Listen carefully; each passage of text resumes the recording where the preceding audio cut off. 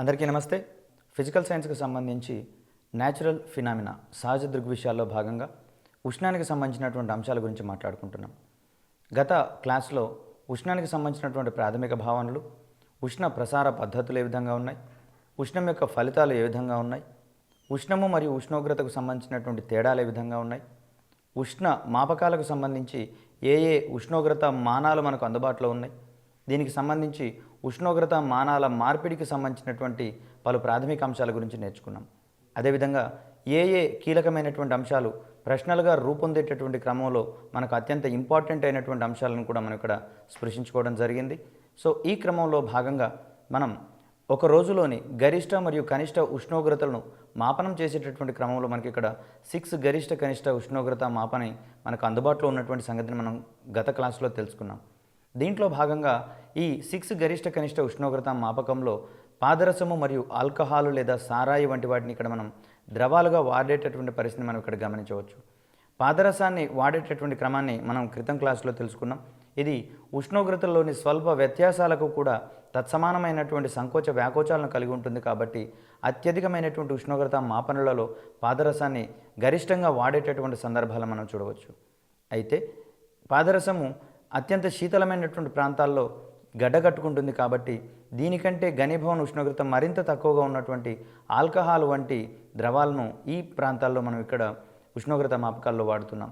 ఇక్కడ పదార్థాలు ఉష్ణోగ్రతను స్వీకరించేటటువంటి క్రమంలో అది 3 స్థితులలో ఉండేటటువంటి ధర్మాలు మనం ఇక్కడ చూస్తాం. మార్చుకునేటటువంటి క్రమాన్ని ఇక్కడ మనం పరిశీలిస్తున్నాం. ఈ క్రమంలో అవి ఘన, ద్రవ మరియు వాయు స్థితులను పొందేటటువంటి క్రమాన్ని ఇక్కడ మనం గమనిస్తాం.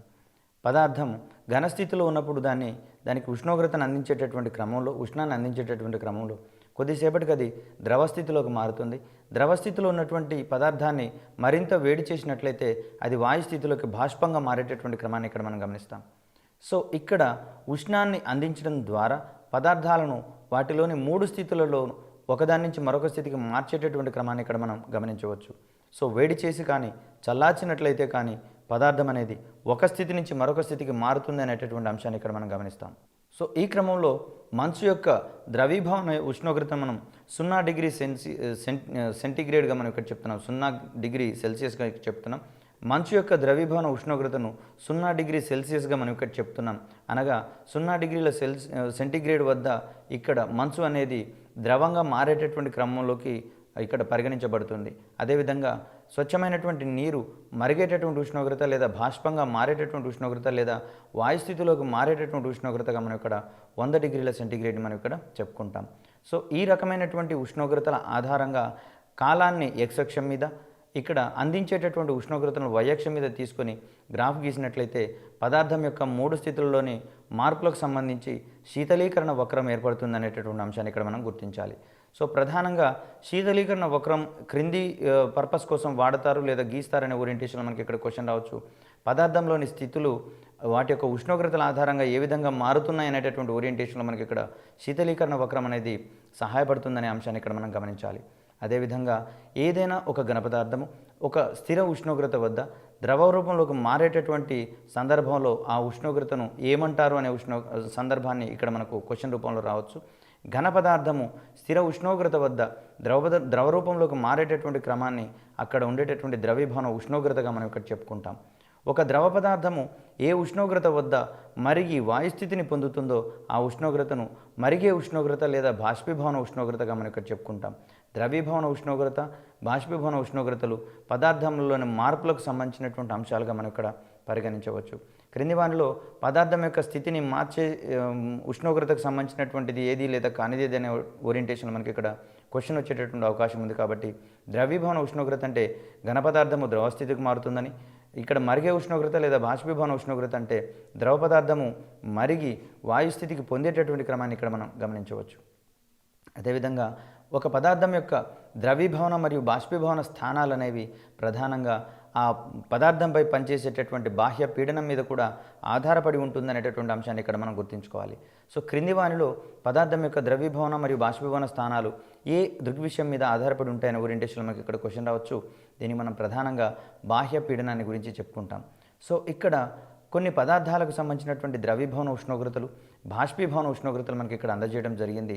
ఈ క్రమంలో నీరును కనుక పరిశీలించినట్లయితే దీని యొక్క ద్రవీభవన ఉష్ణోగ్రత 0 డిగ్రీ సెంటీగ్రేడ్, అదేవిధంగా బాష్పీభవన ఉష్ణోగ్రత 100 డిగ్రీల సెంటీగ్రేడ్గా మనం ఇక్కడ పరిగణిస్తాం. మైనానికి సంబంధించి ద్రవీభవన ఉష్ణోగ్రతగా 60 డిగ్రీల సెంటీగ్రేడ్ని, బాష్పీభవన ఉష్ణోగ్రతకు సంబంధించి మైనానికి ఎటువంటి బాష్పీభవన ఉష్ణోగ్రత అందుబాటులో లేని పరిస్థితిని ఇక్కడ మనం గమనించవచ్చు. అదేవిధంగా పాదరసానికి సంబంధించి -37 డిగ్రీల సెంటీగ్రేడ్ ద్రవీభవన ఉష్ణోగ్రతగా చెప్తాం. అదేవిధంగా బాష్పీభవన ఉష్ణోగ్రతగా 357 డిగ్రీల సెంటీగ్రేడ్ని ఇక్కడ మనం పరిగణిస్తాం. అదేవిధంగా ఈథర్కు సంబంధించి -120 డిగ్రీల సెంటీగ్రేడ్ ఇక్కడ ద్రవీభవన ఉష్ణోగ్రత కాగా, బాష్పీభవన ఉష్ణోగ్రతగా 35 డిగ్రీల సెంటీగ్రేడ్ని చూస్తాం. గాజుకు సంబంధించినటువంటి ద్రవీభవన ఉష్ణోగ్రతను -1127 డిగ్రీల సెంటీగ్రేడ్ని చెప్పుకుంటాం. అదేవిధంగా ఇనుముకు సంబంధించి 1537 డిగ్రీల సెంటీగ్రేడ్ని మనం ఇక్కడ చెప్పేటటువంటి క్రమాన్ని ఇక్కడ మనం గమనించుకోవాలి. సో ఇక్కడ నీటి యొక్క మరిగే ఉష్ణోగ్రత పెంచితే కూరగాయలు ఇతర ఆహార పదార్థాలు వండేటటువంటి కాలము పట్టేటటువంటి కాలం ఇక్కడ తగ్గేటటువంటి క్రమాన్ని ఇక్కడ మనం గమనించవచ్చు. నీటి మరుగు ఉష్ణోగ్రత పెంచితే కూరగాయలు ఇతర ఆహార పదార్థాలు వండడానికి పట్టే కాలం అనేది తగ్గుతుంది. సో ఈ క్రమంలో పీడనాన్ని పెంచినట్లయితే నీటి యొక్క మరిగే ఉష్ణోగ్రత పెరుగుతుంది అనేటటువంటి క్రమాన్ని ఇక్కడ మనం గమనించవచ్చు.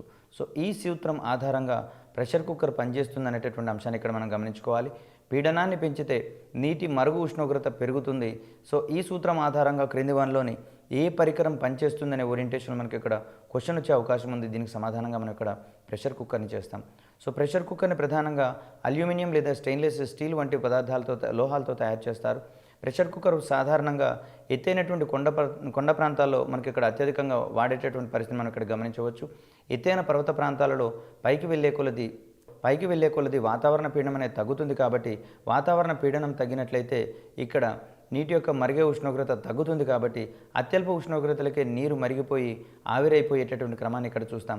కాబట్టి పదార్థము ఉడికేటటువంటి పరిస్థితులలో అంతకు ముందే నీరు అనేది ఆవిరిగా మారుతుంది. కాబట్టి అందులో ఉంచేటటువంటి పదార్థాలు యాజ్ ఇట్ ఈస్గా ఉండిపోతాయి. ఎటువంటి ఉడకడానికి ఆస్కారం లేనటువంటి పదార్థాలుగా అవి పరిగణించబడతాయి. కాబట్టి ఈ సందర్భంలో ప్రెషర్ కుక్కర్ని కనుక వాడినట్లయితే అక్కడ ప్రెషర్ కుక్కర్లో ఉన్నటువంటి నీరు ఉష్ణోగ్రతను గ్రహించి ఆవిరవుతుంది. ఈ ఆవిరి ప్రెషర్ కుక్కర్లో పీడనాన్ని ఎక్సర్ట్ చేస్తుంది. కాబట్టి అమాంతం పీడనం పెరిగిపోయి తత్ఫలితంగా నీటి యొక్క మరిగే ఉష్ణోగ్రత పెరుగుతుంది. కాబట్టి తక్కువ ఉష్ణోగ్రతలకు నీరు మరిగేటటువంటి స్థితి నుంచి అధిక ఉష్ణోగ్రతలకు మరిగే ఉష్ణోగ్రతను పొందుతుంది. కాబట్టి ఈ సందర్భంలో పదార్థాలు అనేవి అత్యధిక ఉష్ణోగ్రతల వద్ద నీటిలో ఉడికేటటువంటి క్రమాన్ని చూస్తాం. అదేవిధంగా సులభంగా వంట పూర్తయ్యేటటువంటి సందర్భాన్ని కూడా మనం ఇక్కడ గమనించవచ్చు. ప్రెషర్ కుక్కర్ను అల్యూమినియం లేదా స్టెయిన్లెస్ స్టీల్ వంటి పదార్థాలతో మనం ఇక్కడ తయారు చేయవచ్చు. ప్రెషర్ కుక్కర్లో సాధారణంగా ఉష్ణోగ్రత అనేది 120 డిగ్రీల సెంటీగ్రేడ్ వరకు పెరుగుతుంది. సాధారణంగా నీటి మరిగేటటువంటి ఉష్ణోగ్రత 100 డిగ్రీల సెంటీగ్రేడ్ అనుకున్నాం.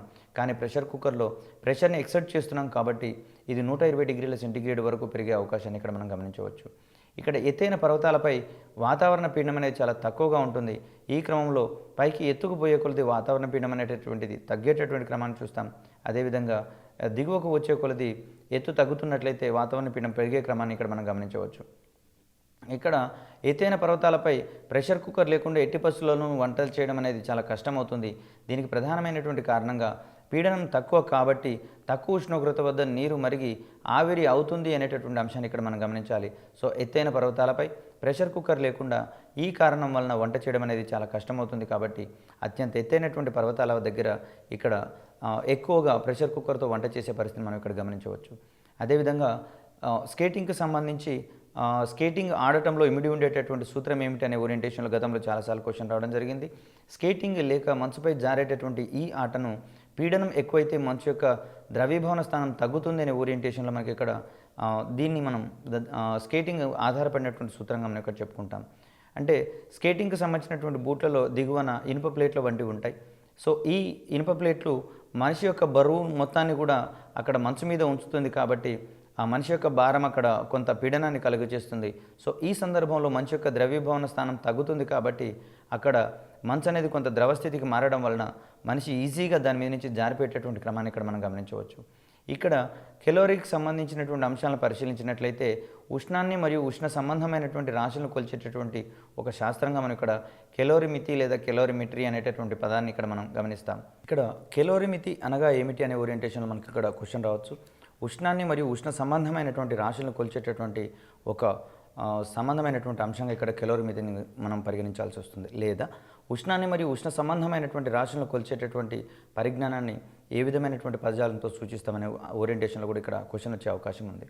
ఇక్కడ కెలోరిమితి పనిచేసేటటువంటి ప్రాథమిక సూత్రంగా అధిక ఉష్ణం ఉన్నటువంటి వస్తువులోని ఉష్ణ నష్టము అల్ప ఉష్ణం ఉన్న వస్తువు యొక్క ఉష్ణ లాభానికి సమానం అనేటటువంటిది ఇక్కడ కెలోరిమితి యొక్క ప్రాథమిక సూత్రంగా మనం ఇక్కడ చెప్తాం. అధిక ఉష్ణం ఉన్న వస్తువులోని ఉష్ణ నష్టము అల్ప ఉష్ణం ఉన్నటువంటి వస్తువు యొక్క ఉష్ణ లాభానికి సమానం.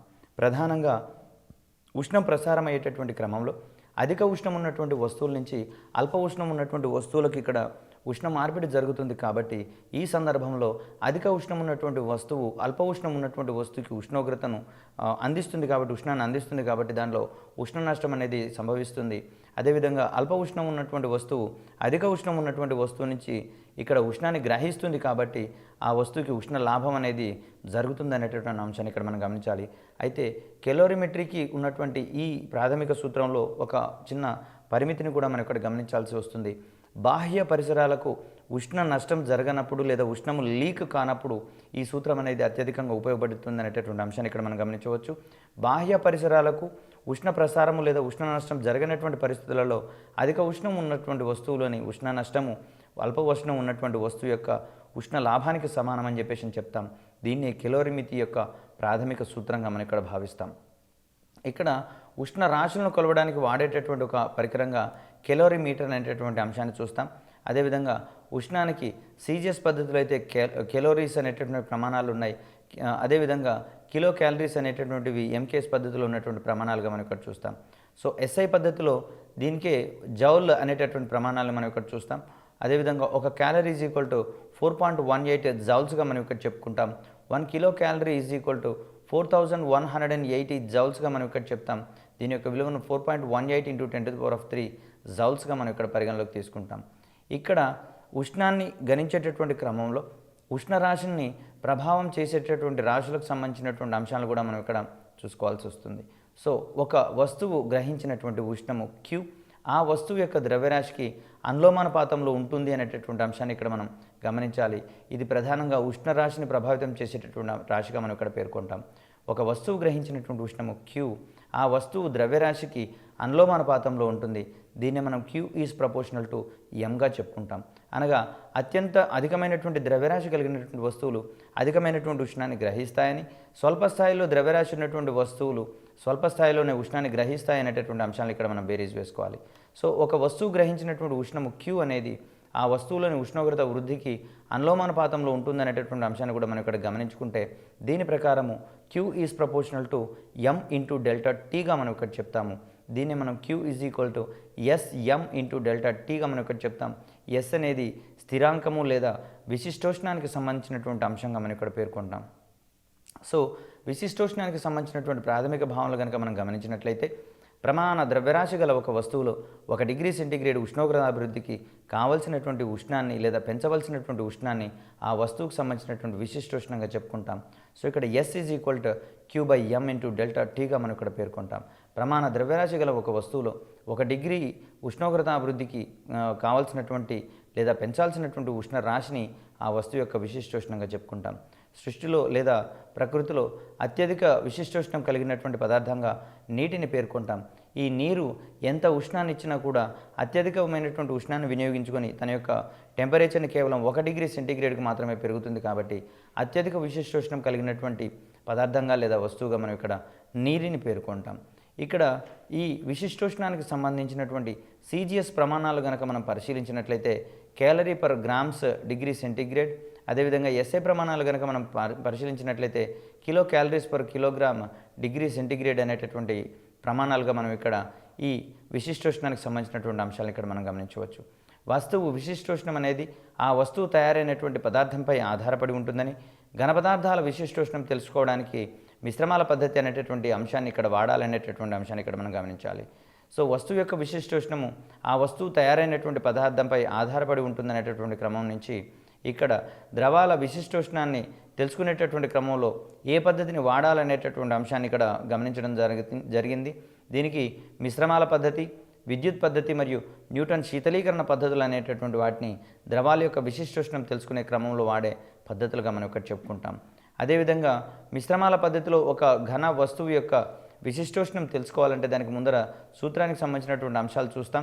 So S is equal to M into S, నీరు ఇక్కడ నీటిని తెలియజేస్తుంది, into TR minus T1 by M into T2 minus TR అనేది ఇక్కడ మిశ్రమాల పద్ధతిలో ఒక ఘన వస్తువు యొక్క విశిష్టోష్ణాన్ని తెలుసుకునేటటువంటి క్రమంలో వచ్చేటటువంటి సూత్రంగా చెప్తాం. ఇక్కడ ఎస్ అనేది ఘన స్థితిలోని వస్తువు యొక్క విశిష్టోష్ణంగా చెప్పుకుంటాం. ఎస్ నీరు అనేది ద్రవం యొక్క విశిష్టోష్ణంగా లేదా నీటి యొక్క విశిష్టోష్ణంగా, ఎందుకంటే ఇది తెలిసినటువంటి రాశి కాబట్టి నీటి యొక్క విశిష్టోష్ణాన్ని తీసుకుంటాం. T1 అనేది నీటి యొక్క తొలి ఉష్ణోగ్రతగాను, T2 అనేది నీరు మరిగేటటువంటి ఉష్ణోగ్రతగాను, అదేవిధంగా టీఆర్ అనేది సమతా స్థితి నుంచి ఫలిత ఉష్ణోగ్రతకు సంబంధించినటువంటి అంశంగా చూస్తాం. క్యాపిటల్ ఎం అనేది నీటి యొక్క ద్రవ్యరాశి, స్మాల్ ఎం అనేది ఘన వస్తువు యొక్క ద్రవ్యరాశిగా ఇక్కడ మనం చూస్తాం. సో మిశ్రమాల పద్ధతిలో ఒక వస్తువు యొక్క లేదా ఒక ద్రవం యొక్క విశిష్టోష్ణం తెలుసుకునేటందుకు ఎస్ ద్రవం is equal to M into S into T2 minus TR by M into TR minus T1గా మనం ఇక్కడ చెప్తాం. ఇక్కడ మిశ్రమాల పద్ధతిలో ద్రవం యొక్క విశిష్టోష్ణాన్ని తెలుసుకునేటటువంటి సూత్రం గురించి మాట్లాడుకుంటున్నాం. ఎస్ ద్రవం is equal to M into capital S into T2 minus TR by capital M into TR minus T1గా మనం ఇక్కడ చెప్పుకుంటున్నాం. సో దీంట్లోని అక్షరాల యొక్క అబ్రివేషన్స్ అది దేనిని తెలియజేస్తుంది అనేటటువంటి ఓరియంటేషన్లో కూడా మనం ఇక్కడ ప్రశ్నను ఎక్స్పెక్ట్ చేయవచ్చు. స్మాల్ ఎం అనేది ఘన వస్తువు యొక్క ద్రవ్యరాశిని, క్యాపిటల్ ఎం అనేది నీటి యొక్క ద్రవ్యరాశిని, క్యాపిటల్ ఎస్ అనేది ఇక్కడ వస్తువు యొక్క ఘన వస్తువు యొక్క విశిష్టోష్ణాన్ని తెలియజేస్తే ఎస్ ద్రవం అనేది నీటికి సంబంధించి లేదా ఆయా ద్రవాలకు సంబంధించినటువంటి విశిష్టోష్ణాన్ని కనుగొనేటటువంటి సూత్రంగా మనం ఇక్కడ పరిగణిస్తాం. అయితే ద్రవం యొక్క విశిష్టోష్ణాన్ని తెలుసుకునేటటువంటి క్రమంలో మరొక సూత్రం కూడా మనకు అందుబాటులో ఉంది. దీన్నే ఎస్ ద్రవము is equal to M into S into T2 minus TR by M into capital M into T3 minus T1గా చెప్పుకుంటాము. ఇక్కడ T1 అనేది నీటి యొక్క తొలి ఉష్ణోగ్రత, T2 అనేది నీటి తుది ఉష్ణోగ్రత, T3 అనేది ద్రవం యొక్క ఉష్ణోగ్రత, అదేవిధంగా ఇక్కడ ఎస్ అనేది ఆ ఘన వస్తువు యొక్క లేదా కావలసినటువంటి పదార్థం యొక్క విశిష్టోష్ణంగా మనం ఇక్కడ చెప్పుకుంటాం. అయితే ప్రధానంగా విశిష్టోష్ణానికి సంబంధించి నీటి యొక్క విశిష్టోష్ణం విలువ ఏ విధంగా మానవాళికి ఉపయోగపడుతుందనే ఓరియంటేషన్ మనకి ఇక్కడ క్వశ్చన్ రావచ్చు. చలికాలంలో నీరు అనేది అత్యధిక మొత్తంలో చల్లదనాన్ని తీసుకొని ఇక్కడ చేసేటటువంటి క్రమాన్ని ఇక్కడ మనం గమనిస్తాం. అదేవిధంగా డే టైంలో సూర్యుడి నుంచి వచ్చేటటువంటి వేడిని ఇక్కడ నీరు అనేది అత్యధికము గ్రహించుకుంటుంది కాబట్టి ఉన్నటువంటి అధికమైనటువంటి వేడి నీరు గ్రహించుకోవడం వలన పరిసర ప్రాంతాల మొత్తం కూడా చల్లగా ఉండేటటువంటి క్రమాన్ని ఇక్కడ మనం చూస్తాం.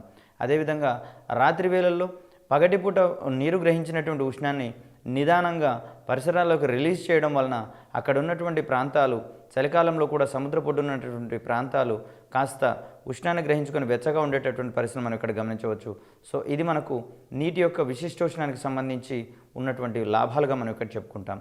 సో నీరు అనేది అత్యధికమైనటువంటి ఉష్ణోగ్రతను గ్రహించుకొని కేవలం తన యొక్క ఉష్ణోగ్రతను 1 డిగ్రీ సెంటీగ్రేడ్కు మాత్రమే మార్చుకునేటటువంటి క్రమాన్ని ఇక్కడ మనం గమనించుకోవాలి.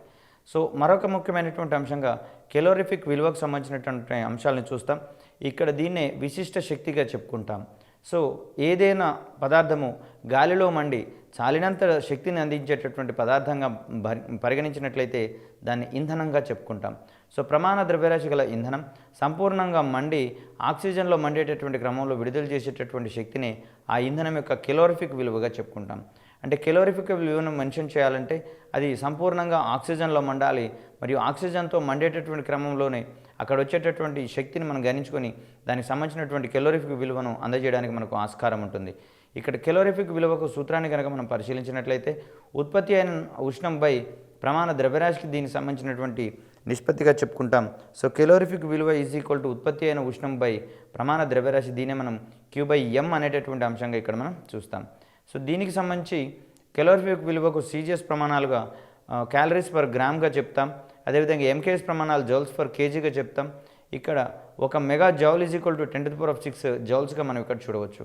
అదేవిధంగా ఇంధనం యొక్క కెలోరిఫిక్ విలువను బాంబు కెలోరీమీటర్ అనేటటువంటి సాధనం ఆధారంగా తెలియజేస్తారు. సో ఈ బాంబు కెలోరీమీటర్ అనేది ఇంధనాల యొక్క కెలోరిఫిక్ విలువను తెలుసుకునేటటువంటి ఒక పరికరంగా మనం ఇక్కడ చూస్తాం. ఇంధనం యొక్క కెలోరిఫిక్ విలువను తెలుసుకునేటటువంటి పరికరంగా బాంబు కెలోరీమీటర్ గురించి చెప్పుకుంటున్నాం. ఈ క్రమంలో తాపన పరికరము, ఉష్ణ దక్షతకు సంబంధించినటువంటి అంశాల గురించి కూడా 2 విషయాలు మాట్లాడుకుందాం.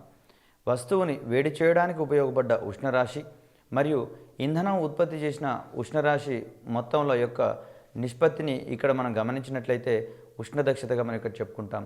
దీన్నే మనం QU/Q క్యూటీ అనేటటువంటి అంశాలుగా మనం ఇక్కడ చెప్పుకుంటాం. దీన్నే MS into delta T by M into S అనేటటువంటి ఒక సూత్రం ద్వారా మనం ఇక్కడ గమనించవచ్చు.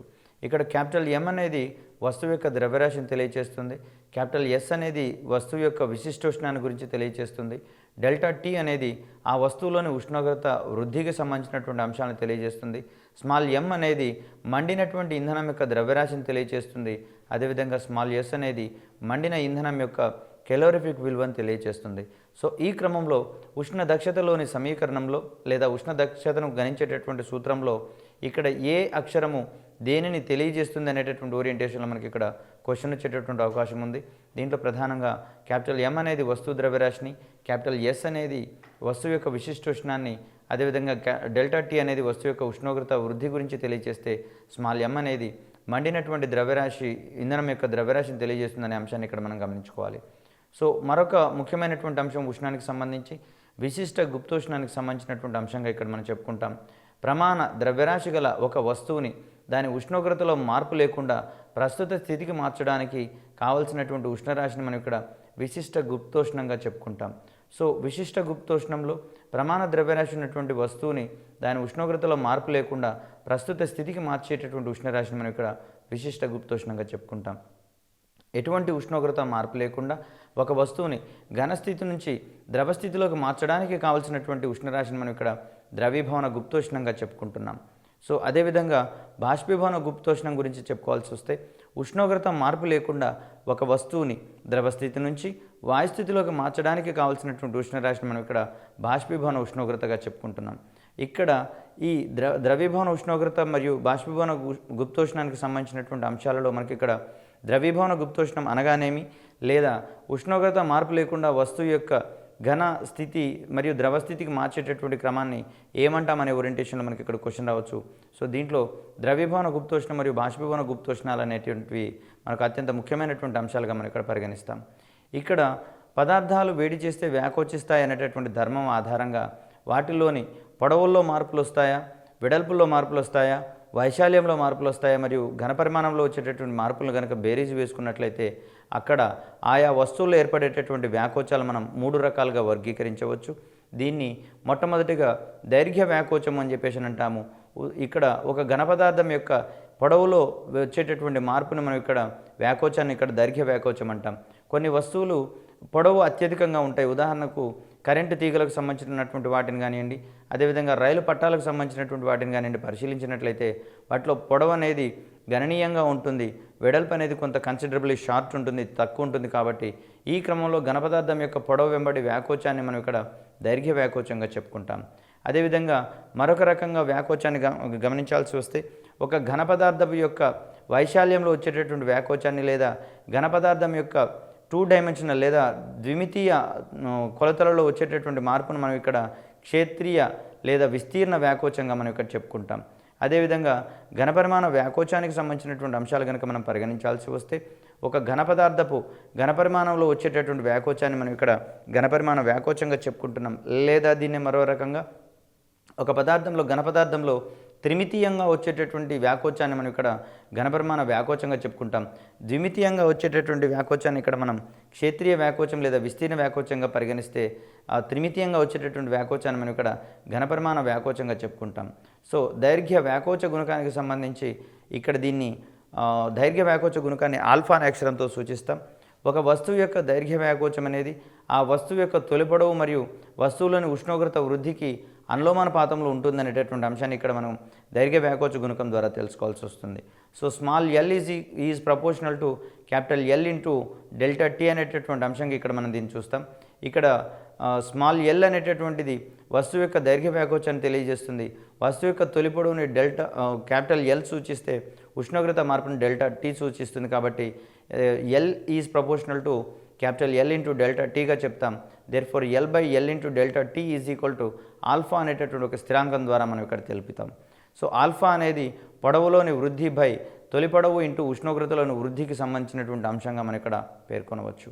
సో ప్రమాణ పొడవు గల ఒక వస్తువులో ఒక డిగ్రీ సెంటీగ్రేడ్ ఉష్ణోగ్రత అభివృద్ధికి దాని పొడవులో కలిగేటటువంటి వృద్ధిని ఆ వస్తువు యొక్క దైర్ఘ్య వ్యాకోచ గుణకం ఆల్ఫాగా పేర్కొంటాం. అదేవిధంగా క్షేత్రీయ వ్యాకోచ గుణకానికి సంబంధించినటువంటి అంశాలు కనుక మనం పరిశీలించాల్సి వస్తే దీన్ని మనం బీటాతో సూచిస్తాము. ఒక వస్తువు యొక్క క్షేత్రీయ వ్యాకోచము స్మాల్ ఏ, ఆ వస్తువు యొక్క తొలి వైశాల్యం క్యాపిటల్ ఏ మరియు ఆ వస్తువులోని ఉష్ణోగ్రత వృద్ధి డెల్టా టీకు అనులోమానుపాతంలో ఉంటుందనేటటువంటి క్రమాన్ని ఇక్కడ అందించడం జరిగింది. Therefore small A is proportional to capital A into delta టీగా మనం ఇక్కడ చెప్తాం. Therefore small A by capital A into delta T is equal to beta అనేటటువంటి స్థిరాంకంగా చెప్తాం. ఇక్కడ బీటా అనేది పదార్థం యొక్క క్షేత్రీయ వ్యాకోచ గుణకంగా మనం ఇక్కడ చెప్పుకుంటాం. Therefore beta is equal to పదార్థం యొక్క వైశాల్యంలోని వృద్ధి బై తొలి వైశాల్యం ఇంటూ ఉష్ణోగ్రత వృద్ధిని మనం ఇక్కడ ఈ క్షేత్ర వ్యాకోచ గుణకానికి సంబంధించినటువంటి అంశంగా మనం ఇక్కడ చెప్పుకోవచ్చు.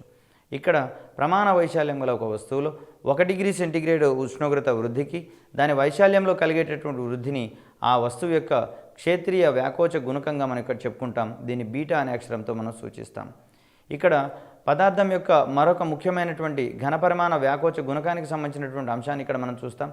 ఒక వస్తువు యొక్క ఘనపరిమాణంలోని వృద్ధి గామా వి స్మాల్ వి అనేది ఆ వస్తువు యొక్క తొలి ఘనపరిమాణము క్యాపిటల్ వి మరియు ఆ వస్తువులోని ఉష్ణోగ్రత డెల్టా టీకి అనులోమానుపాతంలో ఉంటుంది. దీన్నే మనం ఇక్కడ సమీకరణ రూపంలో కనుక రాసినట్లయితే small B is proportional to capital V into delta టీగా మనం ఇక్కడ చెప్తాం. So V by capital V into delta T is equal to gamma. ఇక్కడ గామా అనేది స్థిరాంకంగా పనిచేస్తుంది. దీన్నే మనం ఇక్కడ ఘనపరిమాణ వ్యాకోచ గుణకానికి సంబంధించినటువంటి అంశంగా మనం ఇక్కడ చెప్తాం. So gamma is equal to ఘనపరిమాణంలో వృద్ధి బై తొలి ఘనపరిమాణం ఇంటూ ఉష్ణోగ్రత వృద్ధిగా మనం ఇక్కడ చెప్పుకుంటాం. దీన్ని మనం gamma is equal to small V by capital V into delta టీగా మనం ఇక్కడ సూచిస్తాం. ప్రమాణ ఘనపరిమాణం గల ఒక వస్తువులో 1 డిగ్రీ సెంటీగ్రేడ్ ఉష్ణోగ్రత వృద్ధికి దాని ఘనపరిమాణంలో కలిగేటటువంటి వృద్ధిని ఆ వస్తువు యొక్క ఘనపరిమాణ వ్యాకోచ గుణకంగా మనం ఇక్కడ పరిగణిస్తున్నాం. సో ఇక్కడ ఆల్ఫా, బీటా మరియు గామాలు, ఆల్ఫా అనేదేమో దైర్ఘ్య వ్యాకోచ గుణకాన్ని, బీటా ఏమో విస్తీర్ణ వ్యాకోచ గుణకం లేదా క్షేత్రీయ వ్యాకోచ గుణకాన్ని, గామా అనేది ఘనపరిమాణ వ్యాకోచ గుణకాన్ని కనుక తెలియచేస్తుంటే ఇక్కడ ఆల్ఫా, బీటా మరియు గామాల మధ్య ఉండేటటువంటి సంబంధం మీద గతంలో అనేక సార్లు ప్రశ్నలు రావడం జరిగింది. సో దీంట్లో beta is equal to 2 into alpha అనగా ఇక్కడ విస్తీర్ణ వ్యాకోచ గుణకం అనేది దైర్ఘ్య వ్యాకోచ గుణకానికి డబల్ ఉంటుందనేటటువంటి 2 రెట్లు ఉంటుందనేటటువంటి అంశాన్ని ఇక్కడ మనం గమనించారు. అదేవిధంగా ఇక్కడ ఘనపరిమాణ వ్యాకోచ గుణకం అనేది దాని యొక్క దైర్ఘ్య వ్యాకోచ గుణకానికి 3 రెట్లు ఉండేటటువంటి అంశాన్ని ఇక్కడ గమనించడం జరిగింది. దేర్ఫోర్ దీన్ని ఒక నిష్పత్తి రూపంలో కనుక రాసినట్లయితే alpha is to beta is to gamma is equal to 1:2:3 అనేటటువంటి రేషియోతో మనం ఇక్కడ సూచిస్తాం. సో ఘనపరిమాణ వ్యాకోచ గుణకం మరియు దైర్ఘ్య వ్యాకోచ గుణకం అదేవిధంగా విస్తీర్ణ వ్యాకోచ గుణకాలకు సంబంధించి ఆల్ఫా, బీటా, గామాల మధ్య నిష్పత్తిని పేర్కొనండి అంటే 1:2:3గా మనం ఇక్కడ చెప్పవచ్చు. ఇక్కడ పదార్థాలకు సంబంధించినటువంటి వ్యాకోచాలు అవి ఏ రకంగా మానవాళికి ఉపయోగపడతాయి అనే అంశాల ఆధారంగా గతంలో చాలాసార్లు క్వశ్చన్స్ రావడం జరిగింది. ప్రధానంగా భూమి వేడెక్కి భూమి ద్వారా వాయుపొరలు వేడెక్కేటటువంటి క్రమంలో కూడా ఏ ఏ ప్రక్రియలు ఉంటాయనేటటువంటి అంశంలో గతంలో చాలాసార్లు క్వశ్చన్ రావడం జరిగింది. అయితే వాస్తవానికి సూర్యుడి నుంచి వచ్చేటటువంటి ఆ వేడి కానివ్వండి, వెలుతురు కానివ్వండి డైరెక్ట్ వాతావరణ పొరలను వేడెక్కించలేవు. వాస్తవానికి మనం ఏదైనా ఒక మంట దగ్గరికి వెళ్తున్నట్లు భావిస్తే ఇక్కడ మంట దగ్గరికి వెళ్ళేటటువంటి క్రమంలో మంట నుంచి వచ్చేటటువంటి ఉష్ణరాశి ఎక్కువగా ఉంటుంది కాబట్టి దానికి సంబంధించినటువంటి టెంపరేచర్ మనకు తగిలేటటువంటి క్రమాన్ని ఇక్కడ మనం చూస్తాం. అయితే సూర్యుడి వంటి భారీ నక్షత్రం వైపుకి వెళ్ళేటటువంటి క్రమంలో భూమి యొక్క ఉపరితలం నుంచి పైకి వెళ్తున్న కొద్దీ ఇదే రకమైనటువంటి దృగ్విషయాన్ని కనుక మనం ఆలోచిస్తే సూర్యునికి దగ్గరగా వెళ్ళేటటువంటి క్రమంలో అత్యధికమైనటువంటి వేడిని మనం పొందాల్సినటువంటి అనుభూతి చెందాల్సినటువంటి అంశాన్ని మనం గమనించాలి. కానీ ఇక్కడ భూమి యొక్క ఉపరితలం నుంచి సూర్యుని వైపుకు వెళ్ళే కొలది ఉష్ణోగ్రత పెరగకపోగా తగ్గేటటువంటి క్రమాన్ని ఇక్కడ మనం గమనించాలి. సో దీనికి ప్రధాన కారణంగా ఇక్కడ సూర్యుని నుంచి వెలువడేటటువంటి ఆ కాంతి తరంగాలు అనేవి భూమిలోని వాతావరణాన్ని డైరెక్ట్గా అవి వేడెక్కించలేవు అనేటటువంటి అంశాన్ని ఇక్కడ మనం గమనిస్తాం. ఇక్కడ శూన్యంలో ఈ కాంతి కిరణాలు అనేవి విద్యుదయస్కాంత తరంగాల రూపంలో లేదా ఉష్ణ వికిరణ రూపంలో ఇక్కడ భూమిని ప్రసారం చేసేటటువంటి క్రమంలో అవి భూమి యొక్క పొరను తాకిన తర్వాత లేదా ఉపరితలాన్ని తాకిన తర్వాత మొదటగా భూమి యొక్క ఉపరితలం వేడెక్కుతుంది. సో సూర్యుని యొక్క కిరణాల్లోని వేడిని మొట్టమొదటిగా గ్రహించేటటువంటిది భూమి యొక్క పై ఉపరితలంగా మనం ఇక్కడ చెప్పుకుంటాం. సో భూమి యొక్క పై ఉపరితలం అనేది వేడెక్కిన తర్వాత అది తనలోని హీట్ని దాన్ని ఆనుకొని ఉన్నటువంటి వాతావరణ కణాలకు లేదా గాలిలోని కణాలకు అందజేస్తుంది. సో ఈ క్రమంలో గాలిలోని కణాలు అనేవి వేడెక్కి అవి మరింత వ్యాకోచం చెంది పల్చనై పైకి పోయేటటువంటి క్రమాన్ని ఇక్కడ మనం గమనించవచ్చు. సో ఈ క్రమంలో అక్కడ వేడెక్కినటువంటి గాలిలోకి మరికొన్ని చల్లనైనటువంటి అణువులు లేదా గాలి వచ్చి చేరుతుంది.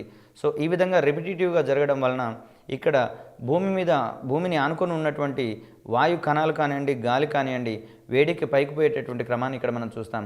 సో ఆ క్రమంలో ఆ గాలిలోని వేడి అనేది పరిసర ప్రాంతాలకు రిలీజ్ అవుతుంది. కాబట్టి ఇక్కడ భూమితో పోలిస్తే వాతావరణంలో పైకి పోయే కొలది ఇక్కడ వేడి అనేది కొంచెం తక్కువగా ఉండేటటువంటి అంశాన్ని ఇక్కడ మనం గమనిస్తాం. ఉష్ణోగ్రత అనేది తక్కువగా ఉంటుంది.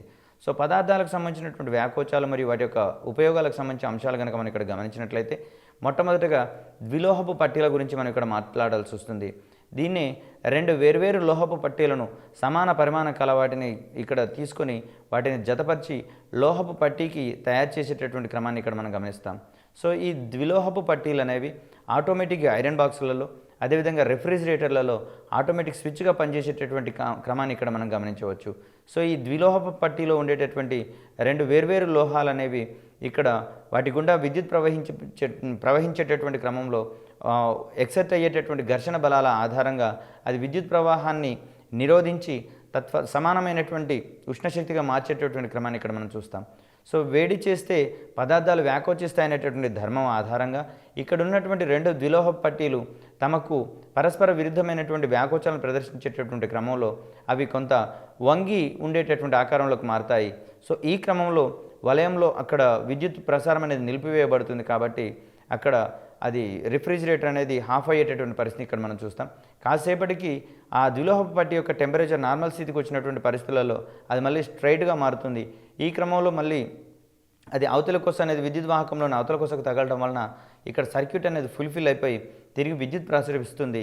ఈ క్రమంలో విద్యుత్ ప్రసరించేటటువంటి క్రమంలో ద్విలోహపు పట్టీలోని ఆ లోహాలు మళ్ళీ వేడిని గ్రహించి అక్కడ వ్యాకోచం చెంది మళ్ళీ అక్కడ ఎలక్ట్రిక్ సర్క్యూట్ అనేది ఆఫ్ అయిపోయేటటువంటి పరిస్థితిని ఇక్కడ మనం చూస్తాం. సో ఈ క్రమంలో ద్విలోహపు పట్టీలు అనేవి ఇక్కడ ఉష్ణ వస్తువులకు సంబంధించినటువంటి ఎలక్ట్రిక్ ఉపకరణాలకు సంబంధించినటువంటి అంశాల్లో భాగంగా రెఫ్రిజిరేటర్లు కానివ్వండి, ఆటోమేటిక్ ఐరన్ బాక్సులలో కానివ్వండి, ఆటోమేటిక్ స్విచ్గా మార్చేటటువంటి క్రమాన్ని ఇక్కడ మనం గమనించవచ్చు. ఇక్కడ ఎలక్ట్రిక్ డివైసెస్లలో ద్విలోహపు పట్టీలు అనేవి ఆటోమేటిక్ స్విచ్లుగా పరిగణించేటటువంటి క్రమాన్ని ఇక్కడ మనం గమనించవచ్చు. అందుకనే రెఫ్రిజిరేటర్లు అనేవి నిర్ణీత కాలం పాటు పనిచేసిన తర్వాత వాటంతట అవే ఆటోమేటిక్గా స్విచ్ ఆఫ్ అయిపోతాయి. అదేవిధంగా ఐరన్ బాక్సులు కూడా ఆటోమేటిక్ ఐరన్ బాక్సులు కూడా కొద్దిసేపటి వరకు ఉష్ణాన్ని ఎక్సర్ట్ చేసిన తర్వాత ఈ ఆటోమేటిక్ స్విచెస్ లేదా ద్విలోహపు పట్టీల వలన అవి కాసేపు అయిన తర్వాత అవి ఆటోమేటిక్గా స్విచ్ ఆఫ్ అయిపోయేటటువంటి క్రమాన్ని మనం ఇక్కడ గమనించవచ్చు. అదేవిధంగా తాపన నియంత్రకాలు లేదా థర్మోస్టాట్ అనేటటువంటి అంశం గురించి మనం మాట్లాడుకుంటే, విద్యుత్ పరికరాలలో విద్యుత్ వల్ల ఉత్పత్తి అయ్యేటటువంటి ఉష్ణాన్ని నియంత్రించుటకు వీటిని ఉపయోగించేటటువంటి సాధనాలుగా లేదా పరికరాలుగా తాపన నియంత్రకాల గురించి మాట్లాడుకుంటాం. ఉదాహరణకు విద్యుత్ ఇస్త్రీపెట్టెలు, రెఫ్రిజిరేటర్లు, అగ్ని ప్రమాదాలను పసిగట్టేటటువంటి పరికరాలు మొదలగునవన్నీ కూడా విద్యుత్ పరికరాల్లో విద్యుత్ వల్ల ఉత్పత్తి అయ్యేటటువంటి ఉష్ణాన్ని నియంత్రించేటటువంటి క్రమంలో ఇక్కడ మనకు ఉపయోగించేటటువంటి పరిస్థితులు చూస్తాం. వాతావరణంలో కలిగేటటువంటి ఉష్ణోగ్రత మార్పిడికి తగినట్లుగా వ్యాకోచించడం కోసం రైలు పట్టాల మధ్య ఖాళీలను ఏర్పాటు చేసే క్రమాన్ని ఇక్కడ మనం గమనించవచ్చు. సో దీనికి ప్రధాన కారణంగా వేసవి వంటి అత్యంత ఉష్ణోగ్రత నమోదయ్యేటటువంటి పరిస్థితులలో అక్కడ ఈ రైలు పట్టాలు అనేవి అమాంతం వ్యాకోచించడం వలన వాటి మధ్య ఖాళీ ప్రదేశాలు కనుక లేనట్లయితే అవి అమాంతం ఒకదానికొకటి నెట్టుకోవడం వలన అవి కొంత ఎత్తుకి పైకి లేచేటటువంటి క్రమాన్ని ఇక్కడ మనం గమనించవచ్చు. ఫలితంగా రైలు ప్రమాదాలు అనేవి అత్యధికంగా జరుగుతాయి. కాబట్టి ఇక్కడ రైలు పట్టాల మధ్య ఖాళీలను వదిలిపెట్టేటటువంటి క్రమాన్ని ఇక్కడ మనం గమనించవచ్చు. అదేవిధంగా టెలిఫోన్కు సంబంధించినటువంటి తీగలు చలికాలంలో సంకోచించి తెగిపోకుండా ఉండడం కోసం ఆ రెండు స్తంభాల మధ్య తీగ పొడవును కాస్త ఎక్కువగా వదిలేటటువంటి క్రమాన్ని ఇక్కడ మనం చూస్తాం. సో శీతాకాలంలో వచ్చేటటువంటి అత్యంత చల్లటి ఉష్ణోగ్రతల వలన ఆ వైర్లు సంకోచించి తెగిపోకుండా ఉంటాయి. సో ఈ క్రమాన్ని మనం ఇక్కడ గమనించవచ్చు. అదేవిధంగా ఇక్కడ బండి చక్రానికి సంబంధించినటువంటి అంశాలను ఇందాక మాట్లాడుకున్నాం. కొయ్య చక్రాన్ని బిగించి ఉంచేటటువంటి లోహపు పట్టీని కమ్మరి వేడి చేసి ఆ చక్రం మీద జార్చిన తర్వాత లోహపు పట్టీని చల్లబరిచిన క్రమంలో అది సంకోచించి కొయ్య చక్రాన్ని గట్టిగా బిగించి ఉంచుతుంది. కాబట్టి ఎటువంటి ఎగుడు దిగుడులో ఉన్నటువంటి రోడ్ల మీదనైనా ఇక్కడ కొయ్య చక్రం బండి ఈజీగా వెళ్ళిపోయేటటువంటి క్రమాన్ని ఇక్కడ మనం గమనించవచ్చు. అదేవిధంగా బాగా వెలుగుతున్నటువంటి దీపపు కుందిపై కానివ్వండి లేదా బల్బుపై కానివ్వండి, అది ఎక్కువసేపు వెలుగుతున్నటువంటి క్రమంలో ఇక్కడ విద్యుత్ శక్తి అనేది వెలుతురు మరియు ఉష్ణశక్తిగా మారేటటువంటి క్రమంలో అక్కడ బల్బ్ అనేది కొంత వేడిని లేదా ఉష్ణాన్ని గ్రహించి వేడెక్కుతుంది. సో ఈ క్రమంలో ఆ గాజు బుడ్డి మీద చిన్న నీటి చుక్కను కనుక చల్లినట్లయితే అక్కడ ఏర్పడేటటువంటి అసమ వ్యాకోచాల వలన గాజు బుడ్డి పగిలిపోయేటటువంటి క్రమాన్ని ఇక్కడ మనం గమనించవచ్చు. దీనికి ప్రధానమైనటువంటి కారణంగా చల్లగా ఉన్నటువంటి ప్రాంతాల్లో గాజు యొక్క వ్యాకోచము, వేడిగా ఉన్నటువంటి ప్రాంతాల్లో గాజు యొక్క వ్యాకోచం అనేది పరస్పర వైరుధ్యంగా ఉంటుంది. కాబట్టి ఈ క్రమంలో అది అసమానంగా వ్యాకోచించి పగిలిపోయేటటువంటి క్రమాన్ని ఇక్కడ మనం గమనించాలి. అదేవిధంగా ఇక్కడ ఉష్ణోగ్రతను మాపనం చేసేటటువంటి క్రమంలో అత్యధికంగా ద్రవ ఉష్ణమాపకాలు మరియు వాయు ఉష్ణమాపకాలు కూడా మనకు అమాంతం ఎక్కువగా అందుబాటులో ఉన్నటువంటి పరిస్థితిని మనం ఇక్కడ గమనించవచ్చు. సో ఇక్కడ మరొక ముఖ్యమైనటువంటి అంశంగా పీడన గుణకానికి సంబంధించినటువంటి అంశాలను మనం ఇక్కడ గమనిస్తున్నాం. దీన్ని సిగ్మాతో సూచిస్తాము. ఇక్కడ స్థిర ఘనపరిమాణం గల వాయువు యొక్క తొలి పీడనంలో 1 డిగ్రీ సెంటీగ్రేడ్ ఉష్ణోగ్రత అభివృద్ధికి కలిగే పీడనం యొక్క వృద్ధిని ఆ వాయువు యొక్క పీడన గుణకం అంటారనేటటువంటి అంశాన్ని ఇక్కడ మనం గుర్తుంచుకోవాలి. సో రో is equal to P2 - P1/P1 into delta tea అనేటటువంటి అంశంగా ఇక్కడ మనం ఈ పీడన గుణకానికి సంబంధించినటువంటి అంశాన్ని ఇక్కడ మనం గమనిస్తాం. ఇక్కడ P2 - P1 అనేది పాదరస మట్టంలోని తేడాను తెలియజేస్తుంది. P1 అనేది గది ఉష్ణోగ్రత వద్ద పాదరసం యొక్క అంశానికి సంబంధించినటువంటి పీడనాన్ని తెలియజేస్తుంది. అదేవిధంగా డెల్టా టీ అనేది ఉష్ణోగ్రతలోని వృద్ధిని గురించి తెలియజేస్తుందనే అంశాన్ని ఇక్కడ మనం గమనించుకోవాలి. ఇక్కడ ప్రధానంగా ఉష్ణానికి సంబంధించినటువంటి పాఠ్యాంశాల్లో భాగంగా ఉష్ణ ప్రసార పద్ధతులకు సంబంధించినటువంటి అతి ముఖ్యమైనటువంటి అంశాలను మనం ఇక్కడ పరిగణలోకి తీసుకోవాలి. సో ఏ ఉష్ణ ప్రసారం సంబంధించినటువంటి ఎగ్జాంపుల్స్ మీద కూడా మనకు గతంలో చాలాసార్లు ప్రశ్నలు అడగడం జరిగింది. ఒక మంట మీద చల్లగా ఉన్నటువంటి స్పూన్ కనుక ఉంచినట్లయితే అది వేడెక్కడానికి దానిలోని ఏ ప్రక్రియ కారణమవుతుందనే అంశాన్ని ఇక్కడ ప్రధానంగా ప్రస్తావించడం జరిగింది. సో ఈ క్రమంలో ఉష్ణ వహనం అనేది మనకి ఇక్కడ ఉపయోగపడుతుంది అనేటటువంటి అంశాన్ని ఇక్కడ మనం గమనించాలి. అదేవిధంగా వేడిగా ఉన్నటువంటి టీ గ్లాస్లో ముంచినటువంటి చల్లటి స్పూను వేడెక్కడానికి కారణం ఏమిటి అనే ఓరియంటేషన్లో కూడా క్వశ్చన్ రావడం జరిగింది. దీనికి కారణంగా మనం ఉష్ణ వహనానికి సంబంధించినటువంటి అంశాన్ని ఇక్కడ మనం గమనిస్తాం. సో ఏ సందర్భాలలో పాదరసాన్ని మరియు ఏ సందర్భాల్లో ఆల్కహాల్ వాడతారనే ఓరియంటేషన్లో క్వశ్చన్ రావడం జరిగింది. ఇక్కడ పాదరసానికి బదులుగా నీటిని ఎందుకు ఈ ఉష్ణోగ్రత మాపనలలో వాడరు అనే ఓరియంటేషన్లో కూడా మనకి ఇక్కడ గతంలో చాలాసార్లు క్వశ్చన్ రావడం జరిగింది. అయితే ఒకవేళ ఇక్కడ గాజుతో పాటుగా పాదరసంతో బదులుగా పాదరసానికి బదులుగా నీటిని కనుక మనం ఇక్కడ ద్రవంగా వాడినట్లయితే ఈ సందర్భంలో గాజు యొక్క వక్రీభవన గుణకం మరియు నీటి యొక్క వక్రీభవన గుణకం రెండు దాదాపుగా సమానంగా ఉంటాయి. కాబట్టి ఈ సందర్భంలో నీటిలో వచ్చేటటువంటి వ్యాకోచం వల్ల వచ్చే స్వల్పమైనటువంటి హెచ్చుతగ్గులను మనం ఇక్కడ ఖచ్చితంగా గమనించలేం. కాబట్టి ఇక్కడ నీటిని మనం వాడేటటువంటి పరిస్థితి మనకి ఇక్కడ కనిపించదు. అదేవిధంగా నీటికి అనేది విశిష్టోష్ణం విలువ ఎక్కువగా ఉంటుంది. కాబట్టి అత్యధికమైనటువంటి ఉష్ణరాశిని పొందినటువంటి నీరు కేవలం 1 డిగ్రీ సెంటీగ్రేడ్ ఉష్ణోగ్రతను పెంచుకుంటుంది. కాబట్టి ఈ క్రమంలో నీటిని మనం ఇక్కడ ద్రవాలుగా వాడనటువంటి పరిస్థితిని మనం ఇక్కడ గమనించవచ్చు. అదేవిధంగా పదార్థాలు 3 స్థితుల్లో ఉండేటటువంటి క్రమంలో ఘన, ద్రవ, వాయు స్థితులలో మార్చేటటువంటి క్రమాన్ని కూడా మనం ఇక్కడ గమనించుకోవాలి. మంచు యొక్క ద్రవీభవన ఉష్ణోగ్రత 0 డిగ్రీల సెంటీగ్రేడ్ మరియు మరిగే ఉష్ణోగ్రత 100 డిగ్రీల సెంటీగ్రేడ్గా మనం ఇక్కడ పరిగణిస్తున్నాం. అదేవిధంగా శీతలీకరణ వక్రం అనేటటువంటి పరిస్థితిని కనుక మనం ఇక్కడ గమనించినట్లయితే కాలాన్ని x అక్షం మీద, ఉష్ణోగ్రతను y అక్షం మీద తీసుకునేటటువంటి క్రమంలో ఇక్కడ శీతలీకరణ వక్రాన్ని గురించి ఇక్కడ మనం మాట్లాడుకుంటాం. ఏదైనా ఘనపరిమాణం ఏ స్థిర ఉష్ణోగ్రత వద్ద ద్రవ రూపంలోకి మారుతుందో ఆ ఉష్ణోగ్రతను ద్రవీభవన ఉష్ణోగ్రతగా పరిగణిస్తామని, అదేవిధంగా మరిగే ఉష్ణోగ్రత లేదా బాష్పీభవన ఉష్ణోగ్రత అనగానేమనే ఓరియంటేషన్లో కూడా గతంలో మనకు చాలాసార్లు క్వశ్చన్స్ రావడం జరిగింది. ఒక పదార్థం యొక్క ద్రవీభవన మరియు బాష్పీభవన స్థానాలు ఏ స్థితి మీద లేదా దేని మీద ఆధారపడి ఉంటాయనే ఓరియంటేషన్లో కూడా క్వశ్చన్ రావడం జరిగింది. దీనికి సంబంధించి మనం బాహ్య పీడనాన్ని ప్రభావితం చేస్తాయనే అంశాన్ని ఇక్కడ మనం గమనించుకోవాలి. అదేవిధంగా అత్యంత ఎత్తైనటువంటి ప్రదేశాలలో సాధారణంగా వంట చేయడం అనేది చాలా ఇబ్బందిగా ఉంటుంది. ఈ క్రమంలో ప్రెషర్ కుక్కర్ని వాడతాం. కాబట్టి ప్రెషర్ కుక్కర్ వాడడంలో ఇమిడి ఉన్నటువంటి సూత్రం ఏమిటనే ఓరియంటేషన్ మనకి ఇక్కడ గతంలో చాలాసార్లు క్వశ్చన్ రావడం జరిగింది. అదేవిధంగా స్కేటింగ్ ఏ సూత్రం మీద ఆధారపడి ఉంటుంది అనేటటువంటి ఓరియంటేషన్లో కూడా మనకి ఇక్కడ ప్రశ్న రావడం జరిగింది. సో పీడనాన్ని పెంచినట్లయితే నీటి యొక్క మరిగే ఉష్ణోగ్రత ఏమవుతుందనే ఓరియంటేషన్ ఇక్కడ మనం గుర్తుంచుకోవాలి. సో పీడనాన్ని పెంచితే నీటి యొక్క మరిగే ఉష్ణోగ్రత పెరుగుతుంది అనేటటువంటి అంశాన్ని ఇక్కడ మనం చూస్తాం. ఇక్కడ ప్రెషర్ కుక్కర్కి సంబంధించినటువంటి అంశాల్లో ఏ లోహంతో చేస్తారు, దాని పనిచేసేటటువంటి సూత్రాన్ని కూడా మనం ఇక్కడ పరిగణించుకోవాల్సి వస్తుంది. అదేవిధంగా ప్రెషర్ కుక్కర్ లోపల ఉష్ణోగ్రత ఎంత మేరకు పెరుగుతుందనే ఓరియంటేషన్లో కూడా మనకి ఇక్కడ ప్రశ్న రావడం జరిగింది. దీనికి మనం సమాధానంగా 120 డిగ్రీల సెంటీగ్రేడ్ మనం ఇక్కడ చెప్తాం. ఎత్తైన పర్వతాలపై వాతావరణ పీడనం అనేది తక్కువగా ఉంటుంది. కాబట్టి అక్కడ నీటి యొక్క మరిగే ఉష్ణోగ్రత అనేది తక్కువ అవుతుంది.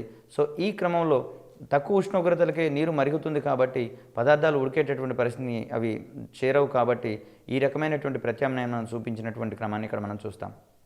అదేవిధంగా పదార్థాలన్నీ వేడి చేస్తే వ్యాకోచం చెందుతాయి, కానీ నీరు మాత్రం 0 నుంచి 4 డిగ్రీల సెంటీగ్రేడ్కి ఈ ఉష్ణోగ్రతను పెంచేటటువంటి క్రమంలో అది వ్యాకోచం చెందాలి, కానీ వ్యాకోచం చెందకుండా అది సంకోచం చెందేటటువంటి ధర్మాన్ని ప్రదర్శిస్తుంది.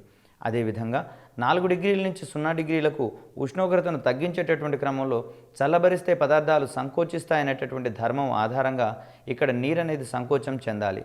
కానీ తద్భిన్నంగా 4 డిగ్రీల నుంచి 0 డిగ్రీల సెంటీగ్రేడ్కి నీటి యొక్క ఉష్ణోగ్రతను తగ్గించేటటువంటి క్రమంలో అది సంకోచించకపోగా వ్యాకోచం చెందుతుంది. అంటే నీటికి 0 డిగ్రీల నుంచి 4 డిగ్రీల వరకు సంకోచ వ్యాకోచాలకు సంబంధించినటువంటి అసమతుల్యతలు ఏర్పడుతున్నాయి కాబట్టి నీటికి ఉండేటటువంటి ఈ ధర్మాన్ని మనం నీటి యొక్క అసంగత వ్యాకోచంగా మనం ఇక్కడ చెప్పుకుంటున్నాం. ఇక్కడ నీటి యొక్క అసంగత వ్యాకోచం వలన ప్రకృతిలో అనేక రకమైనటువంటి దృగ్విషయాలు మనకు ఏర్పడేటటువంటి క్రమాన్ని ఇక్కడ మనం చూడవచ్చు. సో ప్రధానంగా 0 నుంచి 4 డిగ్రీల సెంటీగ్రేడ్ మధ్యలో ఉష్ణోగ్రతను పెంచేటటువంటి క్రమంలో నీరు కూడా వ్యాకోచం చెందాలి, కానీ ఆ విధంగా జరగక సంకోచించేటటువంటి క్రమాన్ని ఇక్కడ మనం గమనిస్తాం. సో 0 డిగ్రీల సెంటీగ్రేడ్ నుంచి సంకోచం ప్రారంభించినటువంటి నీరు 4 డిగ్రీల సెంటీగ్రేడ్ వద్ద అత్యధికంగా సంకోచిస్తుంది కాబట్టి తక్కువ ఘనపరిమాణం ఉంటుంది, ఇక్కడ సాంద్రత అనేది తక్కువగా ఉంటుందనేటటువంటి అంశాన్ని ఇక్కడ మనం గమనించుకోవాలి.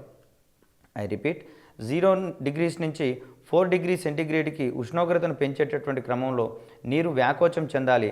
అలా వ్యాకోచం చెందకుండా ఇది సంకోచిస్తుంది కాబట్టి సంకోచించేటటువంటి క్రమంలో ఘనపరిమాణం తక్కువగా ఉంటుంది కాబట్టి సాంద్రత అనేది అక్కడ గరిష్టంగా ఉండేటటువంటి అంశాన్ని ఇక్కడ మనం గమనిస్తాము. సో నీటికి ఏ ఉష్ణోగ్రత వద్ద గరిష్టమైనటువంటి సాంద్రత ఉంటుంది అనేటటువంటి అంశంలో కనుక క్వశ్చన్ వస్తే దానికి మనం 4 డిగ్రీల సెంటీగ్రేడ్గా చెప్తాం. అదేవిధంగా 4 డిగ్రీల సెంటీగ్రేడ్ నుంచి 0 డిగ్రీ సెంటీగ్రేడ్కు చల్లబరిచేటటువంటి క్రమంలో పదార్థాలన్నీ కూడా సంకోచం చెందాలి. అలా సంకోచం చెందకుండా నీరు అనేది ఏం చేస్తుందంటే వ్యాకోచం చెందుతుంది. తత్ఫలితంగా 4 డిగ్రీల సెంటీగ్రేడ్ నుంచి 0 డిగ్రీల సెంటీగ్రేడ్కి ఉష్ణోగ్రతను తగ్గించేటటువంటి క్రమంలో 0 డిగ్రీ సెంటీగ్రేడ్ వద్ద ఇది 4 నుంచి 0 వరకు సంకోచం చెందడానికి బదులు వ్యాకోచం చెందుతుంది కాబట్టి అక్కడ గరిష్టమైనటువంటి ఘనపరిమాణాన్ని 0 డిగ్రీల సెంటీగ్రేడ్ వద్ద పొందుతుంది. సో గరిష్ట ఘనపరిమాణం ఉంటుంది కాబట్టి సాంద్రత అనేది అత్యల్పంగా ఉంటుంది. కాబట్టి 0 డిగ్రీల సెంటీగ్రేడ్ వద్ద ఉన్నటువంటి మంచు ముక్క నీటిపై తేలేటటువంటి క్రమాన్ని ఇక్కడ మనం గమనించాలి. సో 0 డిగ్రీ సెంటీగ్రేడ్ వద్ద నీటికి గరిష్టమైనటువంటి ఘనపరిమాణము, కనిష్ట సాంద్రత ఉంటుంది. అదేవిధంగా 4 డిగ్రీల సెంటీగ్రేడ్ దగ్గర కనిష్టమైనటువంటి ఘనపరిమాణము, గరిష్ట సాంద్రత ఉండేటటువంటి క్రమాన్ని ఇక్కడ మనం గమనించాలి. సో నీటికి ఉన్నటువంటి ఈ అసంగత వ్యాకోచం వలన అత్యంత శీతల ప్రాంతాల్లో ఈ పై ఉష్ణోగ్రతలు అమాంతంగా పడిపోతాయి కాబట్టి పైన ఉన్నటువంటి నీటి పొర మాత్రమే ఘనీభవించి దిగువన ఉన్నటువంటి నీటి పొర ఇక్కడ యథాస్థితిలో ఉంటుంది కాబట్టి అందులో ఉండేటటువంటి జలచరాలన్నీ కూడా స్వేచ్ఛగా జీవించడానికి అవకాశం ఉంటుంది. సో ఈ క్రమంలో నీటికి సంబంధించినటువంటి ఈ అసంగత వ్యాకోచం వలన ఇక్కడ జలచరాలు అనేవి అధికంగా లబ్ధి పొందుతున్నటువంటి క్రమాన్ని ఇక్కడ మనం గమనించవచ్చు. అదేవిధంగా అత్యంత శీతల ప్రాంతాల్లో నీటిని పంపు చేసేటటువంటి క్రమంలో భాగంగా ఇక్కడ ఆ నీటి పైపులకు అనేది బయటి వైపు నల్లటి రంగును వేస్తారు. ఈ నల్లటి రంగు అనేది పరిసరాల నుంచి ఉష్ణోగ్రతను గ్రహించి నీటి యొక్క ఉష్ణోగ్రత మరింత పడిపోకుండా చూస్తుంది కాబట్టి అక్కడ నీటి పైపులు అనేవి పగిలిపోకుండా ఉంటాయి. అదేవిధంగా ఈ శీతల ప్రాంతాల్లోని వాహనాలు నడిపేవారు రేడియేటర్లలో నీటిలో కొంచెం ఆల్కహాల్ పరిమాణాన్ని కనుక కలిపినట్లయితే, ఆల్కహాల్ని కనుక కలిపినట్లయితే అక్కడ దాని యొక్క అసంగత వ్యాకోచ ధర్మం అనేది కొంత తగ్గించబడి ఆ రేడియేటర్లు పగిలిపోయినటువంటి పరిస్థితిని కూడా మనం ఇక్కడ గమనించవచ్చు. సో ఈ విధంగా ఉష్ణానికి సంబంధించినటువంటి అన్ని పాఠ్యాంశాలలో మనకు దాదాపుగా అన్ని అంశాలను ఇక్కడ స్పృశించుకోవడం జరిగింది. సో దీంట్లో భాగంగా మేజర్లీ మనకి ఇక్కడ క్వశ్చన్స్ ఉష్ణ ప్రసార పద్ధతులు కానివ్వండి, ఉష్ణానికి సంబంధించినటువంటి ఫలితాల మీద కానివ్వండి మనకి ఇక్కడ అమాంతం అత్యధికంగా రావడం జరిగింది.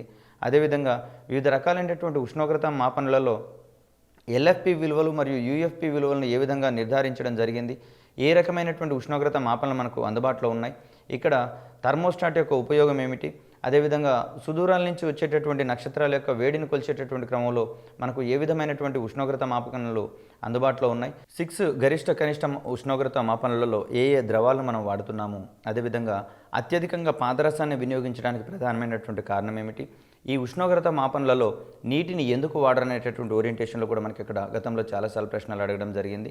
సో దీనికి సంబంధించినటువంటి స్పష్టమైనటువంటి వేరియేషన్స్ ఉన్నటువంటి దృష్ట్యా వీటన్నిటినీ కాస్త కూలంకషంగా నేర్చుకొని దానికి సంబంధించినటువంటి సమాధానాలు మనం గుర్తించినట్లయితే మ్యాక్సిమం మళ్ళీ మళ్ళీ చెప్పేటటువంటి క్రమం ఏంటంటే ఫిజికల్ సైన్స్లోని ప్రతి అంశాన్ని కూడా రెగ్యులర్ లైఫ్లో జరిగేటటువంటి ప్రతి ఎగ్జాంపుల్కి ముడిపెట్టుకుంటూ దాన్ని రివిజన్ చేసుకుంటూ ఉన్నట్లయితే ఆ అంశాలు మనకి ఇక్కడ సుదీర్ఘకాలం పాటు మన మనస్మృతిలో ఉంటాయి కాబట్టి సమాధానాలు కూడా మనం ఆశించిన మేరకు అదేవిధంగా పెంపొందించేటటువంటి క్రమాన్ని కూడా మనం ఇక్కడ చూస్తాం.